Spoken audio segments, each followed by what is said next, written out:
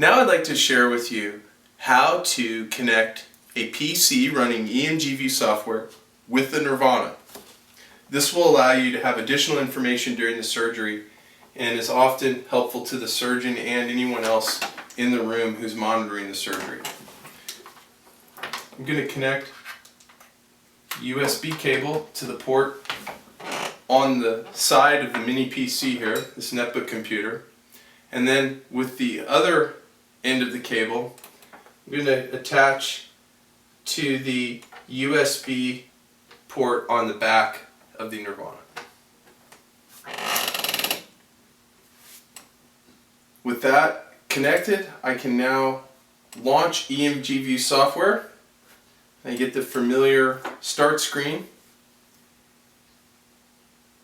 I accept the terms and conditions, and I'm going to click Start Monitor Only and close this original window. Now you can see I have nothing on the screen, and I have a message that says I have a serial input timeout.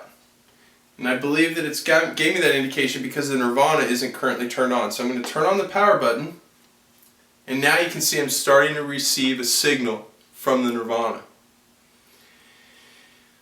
Sometimes you encounter a situation where instead of serial timeout or something else up here, this is a error message indicator for the connectivity, and often if you have a problem with connectivity, it will say no COM port detected, and when you're set up properly it will say no COM errors detected. If you have a Comport error, you need to go over to here and set the COM port. If you have a Comport error, again, you will not be getting a signal. You're going to see something like on the screen that's just blank. Let me show you here. I'll change my view because it froze it. So just a blank screen, that's when you have a COM error. If you have something on the screen visible, then you do not have a Comport error. Okay.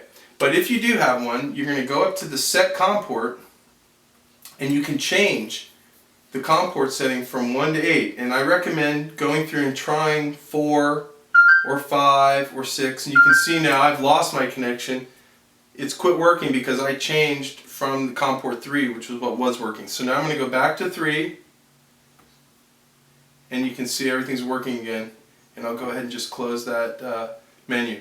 So that's a common problem with connectivity, is setting your COM port. One other common occurrence that you can troubleshoot with EMGView quite effectively is the effect of electromagnetic interference, or electrical noise that interferes with the electrode's ability to measure the very small electrical signal coming off the muscle. If other electrical noise is in the air and is picked up by the cables or near the surface of the electrodes itself, you can get a lot of noise on the screen here and even some false alarms on the Nerveäna.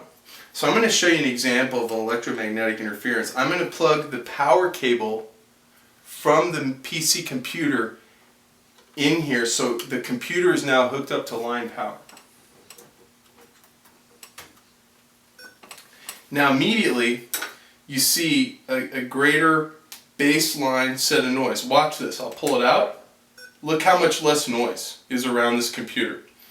Now you can still use the power supply, but what I'm trying to show you is that you want to be careful about how noise is introduced in the environment, and this screen can be very helpful in troubleshooting it.